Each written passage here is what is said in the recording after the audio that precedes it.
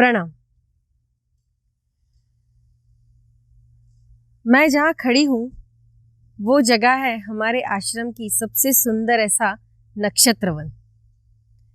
तो जैसे मैंने अपने एपिसोड में कहा है कि हमारे आश्रम में स्वामी जी का सुंदर सा मंदिर है, वैसे ही हमारे आश्रम में 1.25 एकड़ में हमारे गुरुदेव ने राशि नक्षत्र वन। हम सभी लोग राशि नक्षत्र ये सारी चीज़ों के ऊपर काफ़ी चर्चा करते हैं। कुछ लोगों को अपने भविष्य के बारे में जानना, नक्षत्रों के बारे में जानना, राशि के गुण क्या होते हैं उसके बारे में बात करना, ये सभी चीज़ों में बहुत इंटरेस्ट होता है।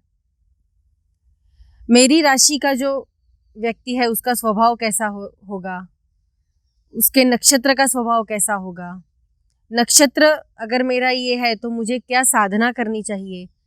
तो जैसे हम नक्षत्र की साधना करते हैं वैसे ही नक्षत्र वृक्ष भी होते हैं, यानी हर एक नक्षत्र का एक आराध्य वृक्ष होता है। जैसे हमारे 27 नक्षत्र है वैसे ही 27 नक्षत्र के 27 आराध्य वृक्ष। तो ऐसे ही ये 27 आराध्य वृक्षों का हमने यहाँ पे यानी हमारे जो गुरुदेव हैं उन्होंने यहाँ ओम स्वामी समर्थ साधना केंद्र में नक्षत्र वन की निर्मित की है। 2003 में ये नक्षत्र वन उन्होंने बनाया। अभी ये सारे वृक्ष काफ़ी बड़े हो चुके हैं, काफ़ी हेल्दी है, क्योंकि ये सारे वृक्ष संस्कारित हैं। ये आश्रम में कोई भी ऐसा वृक्ष नहीं है जो लाया है और लगाया गया है। सारे वृक्षों के ऊपर हम जो मंत्र शास्त्र के संस्कार जो मंत्र शास्त्र में दिए हैं, ऐसे 21 दिन के संस्कार करके ही हम यहाँ पे वो वृक्ष लगाते हैं। तो ऐसे ही ये नक्षत्र वन की निर्मित हुई। हर एक राशि और नक्षत्र का एक आराध्य वृक्ष, ऐसे 27 आराध्य वृक्षों का ये हमारा राशि नक्षत्र वन। आप सभी जानते हैं कि नक्षत्र साधना, काफी लोग इसके ऊपर चर्चा करते हैं, बात करते हैं। तो नक्षत्र साधना कैसे की जाती है? अगर हम राशि लेते हैं मेष, तो मेष में कितने नक्षत्र हैं? तो मेष में 3 नक्षत्र हैं, अश्विनी, भरणी और कृतिका। तो उनके आराध्य वृक्ष कौन से हैं? उनकी साधना कैसे करनी चाहिए? वो नक्षत्र पे जिसने जन्म लिया है या जो व्यक्ति का जन्म हुआ है, वो व्यक्ति का स्वभाव कैसा होता है, उसका स्वामी कौन सा है, कौन सी दिशा है जिस दिशा में उसे बैठ के मंत्र की साधना करनी चाहिए, ये सारी जो छोटी छोटी चीज़ें हमें पता नहीं है उसके बारे में हम बात करने वाले हैं। तो आने वाले हर एपिसोड में यानी मंगलवार के एपिसोड में हम वृक्षों के बारे में बात करते हैं। तो मंगलवार के दिन हम हर मंगलवार एक नक्षत्र वृक्ष के ऊपर हम बात करने वाले हैं। हमारे ऋषि मुनियों ने इतना गाढ़ा अभ्यास करके रखा है। तो जैसे अगर मेष राशि की व्यक्ति है तो वे थोड़ा गुस्से वाली होती है, क्योंकि उनके स्वामी मंगल है, उनकी प्रकृति पित्त है। तो ऐसे हर राशि और नक्षत्र के व्यक्ति की अपनी एक प्रकृति होती है, उनका स्वभाव होता है। तो उसी हिसाब से ये नक्षत्र वृक्ष निश्चित किए गए हैं, ताकि जैसी व्यक्ति की प्रकृति है वैसे उसके वृक्ष यानी वो वृक्षों में से उसे जो गुण मिलने वाले हैं, जो एनर्जी मिलने वाली है, जो वाइब्रेशंस मिलने वाले हैं, इसके ऊपर से यानी उसके आधारित वो अपने शारीरिक और मानसिक ऐसे दोनों अगर उसकी परेशानियां हैं तो उसमें वो सरलता से उसे अच्छे से सारी चीज़ों पे वो मात कर सके। इसीलिए ऐसे ये नक्षत्र वृक्ष की निर्मित हुई है। तो ऋषि मुनियों ने भी कुछ सोच के ही ये इतना बड़ा काम किया होगा। तो मेरे गुरुदेव मुझे हमेशा कहते हैं कि आजकल के दौर में अगर आप देखेंगे तो अगर छोटी छोटी बीमारियां भी अगर हमें हो जाती है, यानी सिर दर्द होता है, कुछ लोग डायबिटीज से परेशान है, कुछ लोग माइग्रेन का तकलीफ हो रहा है, तो ऐसी छोटी छोटी जो चीज़ें होती है उसके लिए हम क्या करते हैं कि एक गोली लो तो हमें अच्छा लगता है।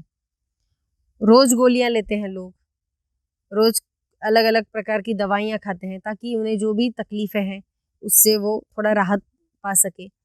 लेकिन हमारे जो ऋषि मुनि थे उनका कहना यही था कि अगर आप जितना ये नक्षत्र वृक्षों के साथ रहेंगे, क्योंकि ये नक्षत्र वृक्ष जो सुनिश्चित किए गए हैं वो आपकी प्रकृति को समझ के, उसे जान के ही ऐसे ऐसे वृक्ष हमने चुने हैं।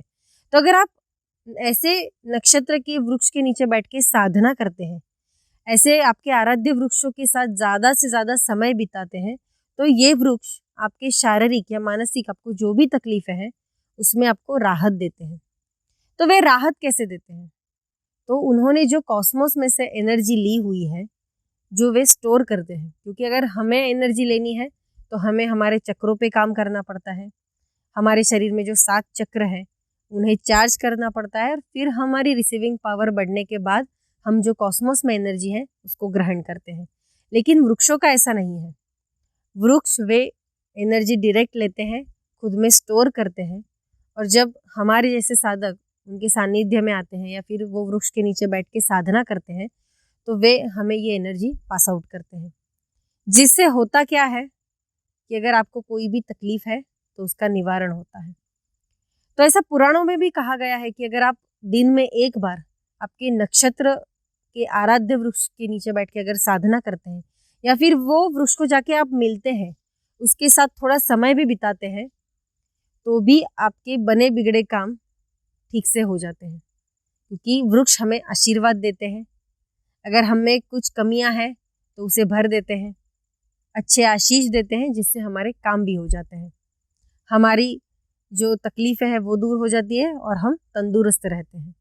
तो ये सारी जो नक्षत्र वन की रचना की गई है, इसके पीछे यही हेतु है कि हमारे जो सारे साधक हैं वे ऐसी वृक्षों के नीचे बैठ के साधना करें। अगर आप भी ऐसी साधना करना चाहते हैं तो हमारे यहाँ पे आश्रम में आ सकते हैं। ऐसे जो नक्षत्र वृक्ष हमने यहाँ पे लगाए हैं जो संस्कारित है, ऐसे वृक्ष के नीचे बैठ के आप भी साधना कर सकते हैं, आप भी उसका लाभ उठा सकते हैं। तो आप ज़रूर हमारे आश्रम को विजिट कीजिएगा, नक्षत्र वन देखने हमारे आश्रम ज़रूर आइएगा। तो अगले एपिसोड से हम देखने वाले हैं एक एक नक्षत्र, उसका आराध्य वृक्ष कौन सा है, साधना कैसे करनी है, कौन सी दिशा में बैठ के हमें साधना करनी है, व्यक्ति का स्वभाव कैसा है, क्या क्या बदलाव हम ला सकते हैं हमारे जीवन में, ऐसे सारी चीज़ों पे हम बात करने वाले हैं, लेकिन अगले एपिसोड में पहले नक्षत्र के साथ। यानी पहली रास है मेष और उसका नक्षत्र है अश्विनी। तब तक हमारे इस चैनल को सब्सक्राइब कीजिए, वीडियो को ज़्यादा से ज़्यादा शेयर और लाइक कीजिए, और कुछ पूछना चाहते हैं तो कमेंट बॉक्स में लिख सकते हैं। धन्यवाद।